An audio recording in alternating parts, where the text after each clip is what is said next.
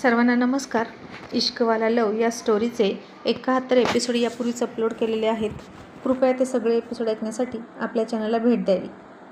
अर्जुन आणि आर्यन दोघेही एकमेकांशी खूप मनमोकळेपणाने बोलले, कारण आर्यनचा सगळ्यात अगोदर फ्रेंड हे त्याचे डॅड होते आणि अर्जुनसुद्धा अगदी लहानपणापासून आर्यनसोबत खुल्ला बोलायचा. म्हणून आर्यनला या सगळ्या गोष्टी तरुणपणातल्या वयात येतानाच्या पहिल्यांदा प्रेमात पडलेल्या शेअर करण्यासाठी आईपेक्षा बाप जवळचा वाटला. अगदी त्यानं त्याचे बेस्ट फ्रेंड सँडी आणि मॅक या दोघांनाही काहीच नाही सांगितलं, पण अर्जुनला मात्र सांगितलं की तो स्वीटीसोबत प्रेम करतो.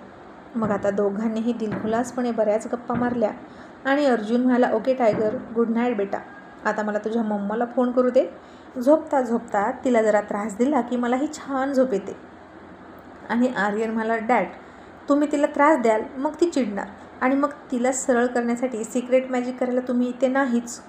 मग कसं करायचं?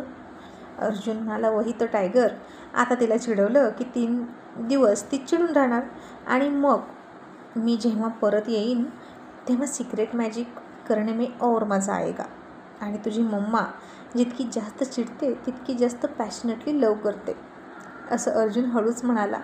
तसा आर्यन खूप हसला आणि मला म्हणाला, डॅड, तुम्ही तुमचं सिक्रेट ओपन करताय? आणि अर्जुन म्हणाला, अब तुमसे क्या छुपाना, आणि तुला माहीत आहे का, हे सिक्रेट मॅजिक करायला तू जास्त मदत करतोस मला.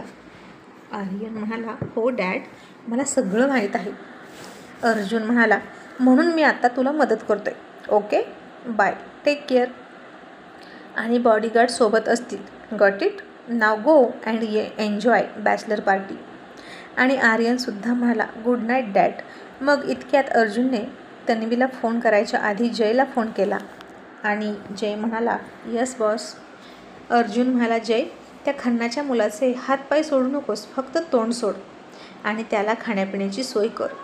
जय थोडा बुचकळ्यातच पडला आणि म्हणाला, बॉस, पण हे कशासाठी? त्यांना चांगली अद्दल घडली पाहिजे. अर्जुन म्हणाला, जय, मी सांगतो तेवढं कर. तो मुलगा लहान आहे आणि दुश्मनी आपली त्याच्या बापासोबत आहे, मुलासोबत नाही. जय म्हणाला, बॉस, पण जेव्हा मुलाला त्रास होईल तेव्हाच बापालाही त्रास होईल ना.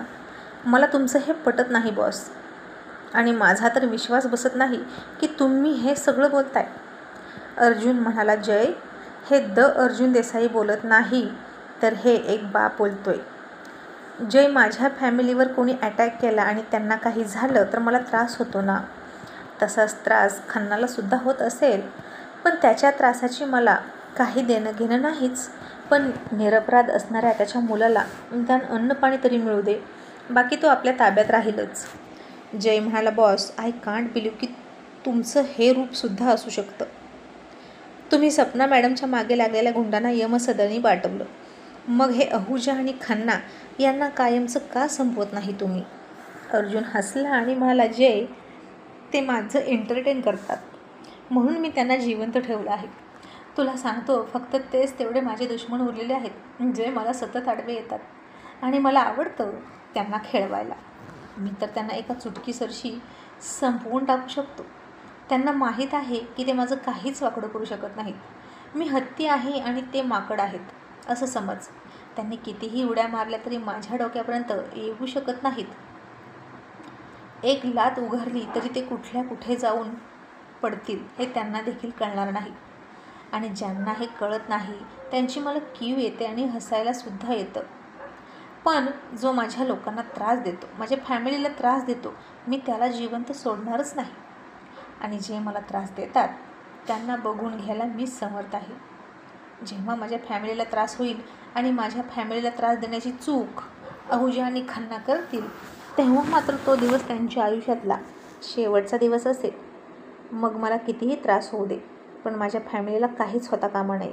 Because my family is my first priority and I love my family. तसे सगळेच आपल्या फॅमिलीवर प्रेम करतात, म्हणून तू त्या मुलाला खाण्यापिण्याची मुभा दे. कसाही असला तरी तो कोणाचा तरी मुलगा आहे आणि मला त्याच्यात माझा मुलगा दिसतो. आता त्याला सोड. आणि जय म्हणाला, ओके बॉस.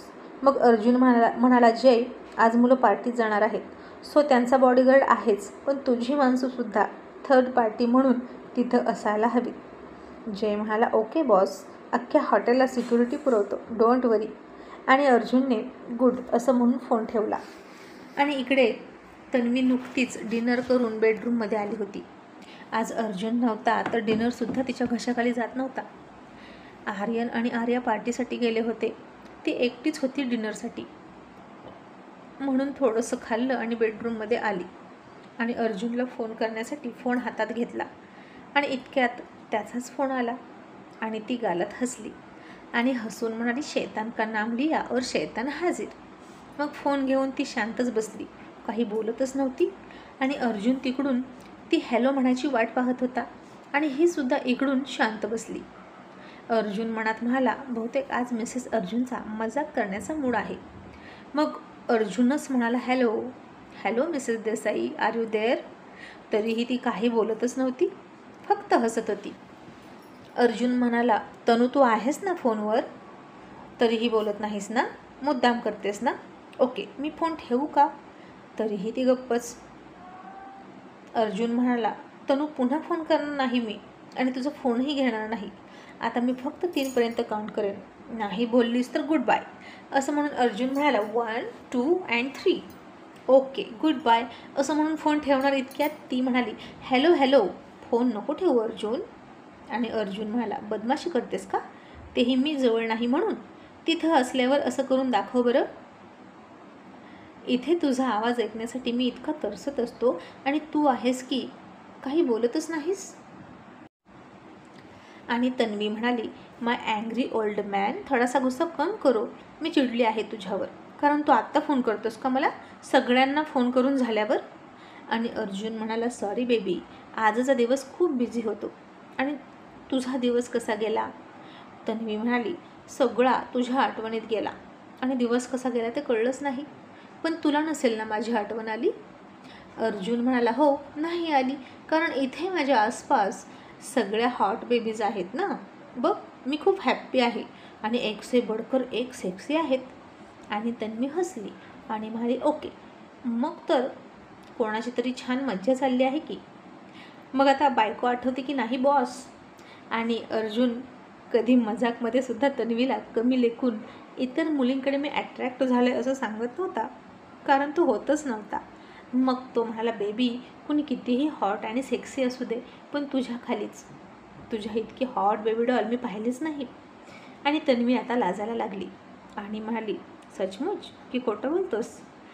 अर्जुन म्हणाला, अब इसमें झूठ क्या है, तनु तुमसे बढ़कर कोई नहीं, मेरी नजरे तुमसे हटती ही नाही. आणि आत्तासुद्धा मला तू तशीच दिसतेस. मी अमेरिकेत होतो आणि ते ब्लॅक कोटमधलं सरप्राईज, उफ ओ माय गॉड. तनू तू विचारू नको की तू किती लाजवाब, ऑसम, मार्वलस, ब्युटिफुल आणि हॉट दिसत होतीस. हाय मेरी जान को देखकर निकलते निकलते रह गई, असं अर्जुन खूप मादक आणि सेडिक्टिव्ह आवाजात म्हणाला. आणि तन्वीला सुद्धा आठवलं आणि तिचा वेडेपणा आठवला आणि ती खूप खूप लाजायला लागली आणि म्हणाली, अर्जुन प्लीज आता नको हा विषय. अर्जुन पुन्हा खट्याळपणे म्हणाला, व्हाय, का नको हा टॉपिक? बेबी कुछ कुछ होता है ना. आणि तन्वी खूप लाजून म्हणाली, यस अर्जुन जी, कुछ कुछ होता है, लेकिन इस कुछ कुछ का मैं कुछ नहीं कर सकती क्योंकि आप मेरे पास नहीं. मग हा टॉपिक काढून उगीचच का त्रास देतोस? आणि अर्जुन म्हणाला, बेबी त्रास कशाला होईल, या तर आपल्या स्वीट अँड लवली मेमरीज आहेत. आणि आताही मला जर ते सरप्राईज भेटलं ना ब्लॅक कोटमधलं, तर मी 2 तासात तिथे येऊ शकतो. प्रायव्हेट जेट आहे आपल्याकडे. कॅमेरा ऑन करतेस ना? तशी तर तन्वी आणखीन लाजली आणि हसली आणि म्हणाली, no Arjun, just shut up. तू तुझं काम आवरून ये. आणि अर्जुन खूप हसला. त्याला खूप मजा येत होती तिला चिडवायला. आणि 3 दिवस असंच चिडून चिडून मग 4थ्या दिवशी यायचं आणि मग काही बघायलाच नको. दोघेही एकमेकांचं रक्त काढल्याशिवाय राहत नव्हते. मग थोडा वेळ गप्प बसून दोघांनीही एकमेकांना एकाच वेळी विचारलं, तू डिनर केला का? मग दोघेही हसले. मग तन्वी गप्प बसली आणि अर्जुन म्हणाला, तनू डिनर केलास का? तन्वी म्हणाली, थोडासा, आज कोणीच नव्हतं सोबत, मन नाही लागलं. आणि तू जेवलास का? अर्जुन म्हणाला, माझीही तीच अवस्था आहे बेबी. आणि तो डफर अतुल आज ऑफिसला नव्हता आला ना? त्याला कंपल्सरी घरी बसव आणि लक्ष दे म्हणावं मुलीच्या लग्नाकडे, नाहीतर त्याला ऑफिस सुटणार नाही आणि सगळा भार अख्ख्या एकट्या नेहावर पडेल. तन्वी म्हणाली, तुझं बरोबर आहे. तो आला होता आणि तू नाही म्हटल्यावर तर तो घरी थांबणारच नाही आणि मला वाटतं आता आपणच लक्ष घालायला हवं.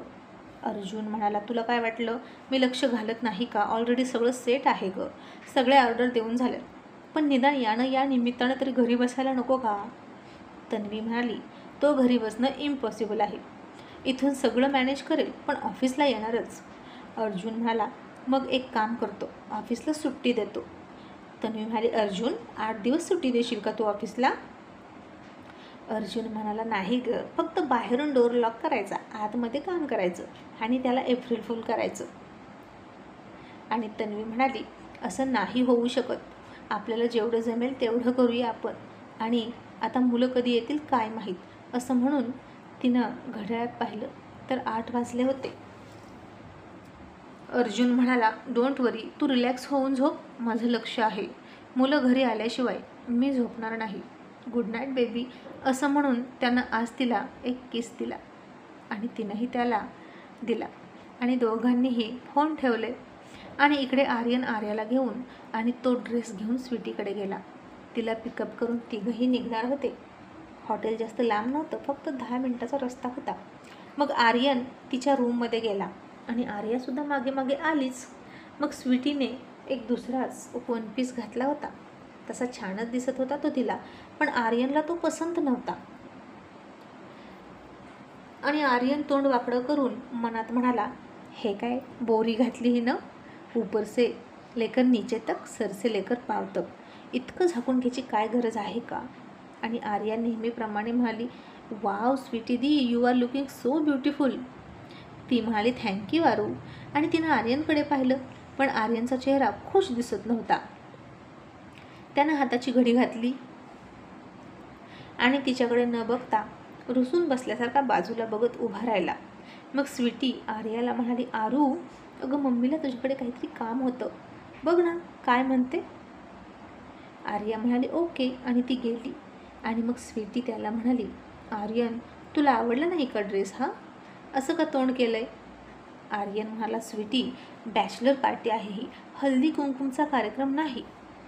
आणि हे काय इतका लॉंग ड्रेस घातलास, इतकं संस्कारी मुलीसारखं वागायची काय गरज आहे का? तू माझ्यासोबत निघालीस ना, मम्मी डॅड सोबत नाही.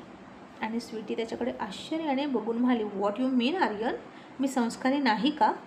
मग आर्यन तिच्या जवळ गेला आणि म्हणाला, ज्याने मन संस्कारी तर आहेस तू, म्हणून मला जास्त आवडतेस.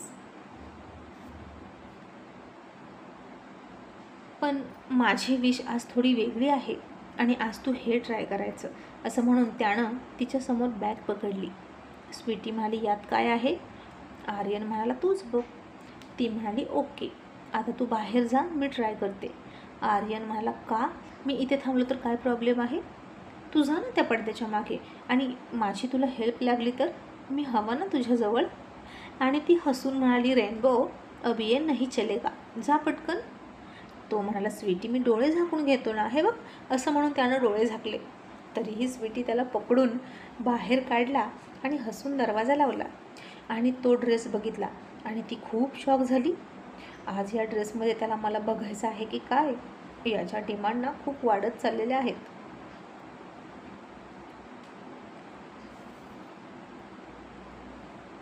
पण नाईट पार्टीला मम्मी घालू देईल का हा ड्रेस? नक्कीच नाही देणार.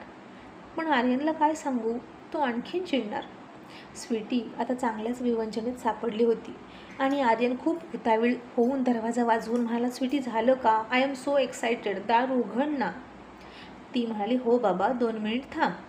आणि तिला टेन्शनच आलं आणि तिनं मनातच विचार केला आणि शेवटी ठरवलं की हा ड्रेस घालायचा नाही, मम्मीला आवडणार नाही, मग नको.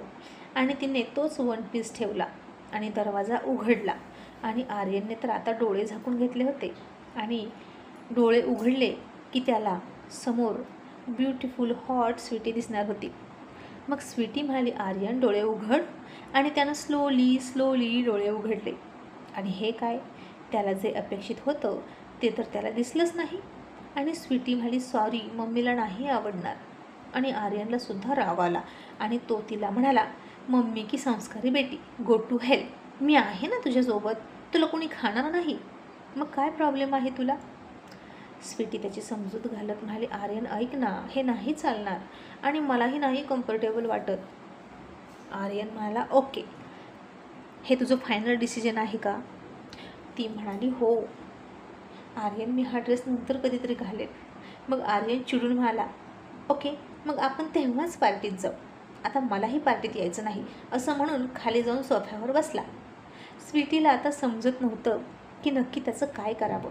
असा कसा हा हट्टी, याला आता कसं सांगू मी, हा मुलगा ना अगदी मॅड आहे, असं ती म्हणाली. मग इतक्यात आर्यनला पिहूचा फोन आला. ती म्हणाली, आर्यन तुम्ही निघालात का. आम्ही निघालोय, आरवसुद्धा पोहोचलाय.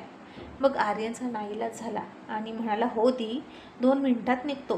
त्या डफरला पिकअप करायला आलो होतो आणि आता असं वाटतंय की उगीच आलो, असं म्हणून त्यानं फोन ठेवला. आणि तेव्हा हसून पिहू म्हणाली, झालं यांचं, अजूनही काहीतरी वाजलेलं दिसते. मग आर्यन किचनमध्ये गेला. इकडे तिकडे शोधाशोध केली. त्याला भूक लागली होती आणि आता रागामध्ये तर जास्तच भूक लागली होती. मग त्याला पिस्ते दिसले. अख्खी बरणी घेऊन सोफ्यावर येऊन बसला आणि पिस्ते खाऊन मुद्दाम टर्फल फेकून देत होता. इतक्यात स्वीटी तोच लॉंग वन पीस घालून खाली आली आणि तिला बघून तर आर्यन मुद्दामच करायला लागला आणि तोंड वाकडं करून म्हणाला, आ गई बहनजी. आणि ते पाहून स्वीटी म्हणाली, आर्यन हे काय करतोस तू, एका जागी सगळं ठेव ना. आणि तिला बघून तर आर्यन मुद्दाम दोन्ही पाय वर घेऊन सोफ्यावर बसला आणि म्हणाला, मॅडमजी, खूप संस्कारी आहेस ना तू, मग असा कचरा पडलेला तसंच ठेवायचा नाही, उचल बरं. आणि स्वीटीनं त्याच्याकडं रागात पाहिलं आणि टर्फलं उचलायला लागली आणि आर्यन आणखीन मुद्दाम लांब लांब टर्फलं फेकत होता.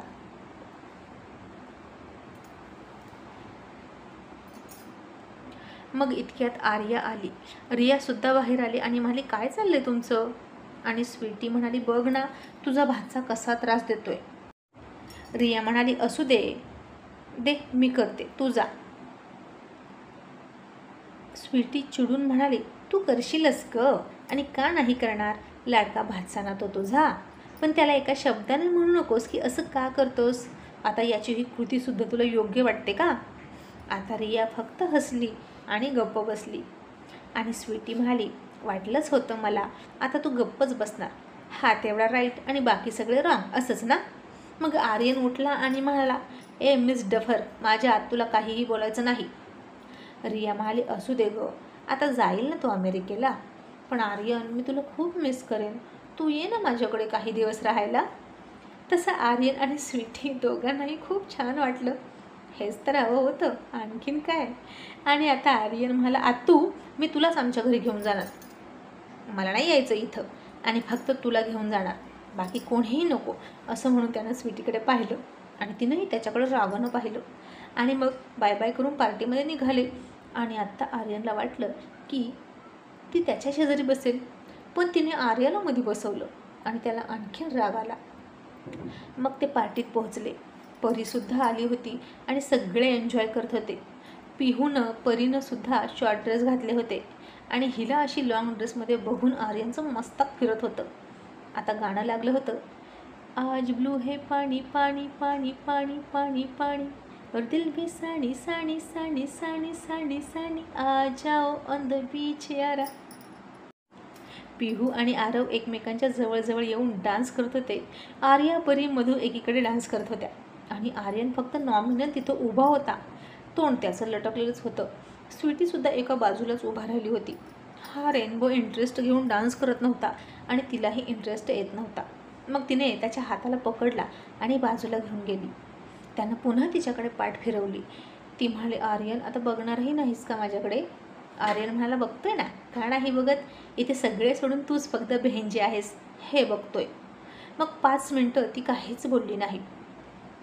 त्याचीही तिच्याकडे पाठ होती आणि 5 मिनटानंतर तिने त्याच्या खांद्यावर टॅप केलं आणि म्हणाले, mister Aryan look at here, इकडे बघ ना. आणि आर्यनने तसंच रागात खांदा झटकला. स्वीटी म्हणाली, आर्यन फक्त एकदा बघ, तुला माझी शपथ आहे. आणि तो चिडून म्हणाला, उफ, क्या करू मैं इसका? एकतर माझं काही ऐकायचं नाही आणि शपथ घालून स्वतःचं ऐकायला लावायचं, असं रागातच म्हणून त्यानं मागे वळून तिच्याकडे पाहिलं आणि शॉक होऊन पाहतच राहिला. आणि पुन्हा सरसे लेकर पावतं त्यानं तिच्यावरून नजर फिरवली आणि चक्क ती त्यानं दिलेल्या शॉर्ट ड्रेसमध्ये होती आणि खूप हॉट आणि सेक्सी दिसत होती आणि त्याच्या तोंडातून शब्द फुटत नव्हते. आणि तो हळूच म्हणाला, स्वीटी व्हॉट इज दिस? आणि स्वीटी म्हणाली, एप्रिल फूल आणि तुझ्यासाठी सरप्राईज, दोन्ही एकत्रच पियाजी. आणि त्याच्या लक्षात आलं की तिने वरून तो वन पीस घातला होता आणि आत हा ड्रेस. तसं त्यानं खूप एक्साईट होऊन तिला घट्ट मिठीत पकडली आणि म्हणाला, oh darling how sweet of you. आणि ती म्हणाली, ए आर्यन, अरे आर्या आहे, मधू आहे आणि सगळे आहे तिथे. आणि मग आर्यन म्हणाला, मग इथे कशाला, तिकडे चल ना, असं म्हणून तिला कोपऱ्यात घेऊन गेला आणि त्याच्या तीक्ष्ण धारदार शांत मधाळ नजरेनं तो तिला स्कॅन करत होता आणि ती खूप लाजून गेली.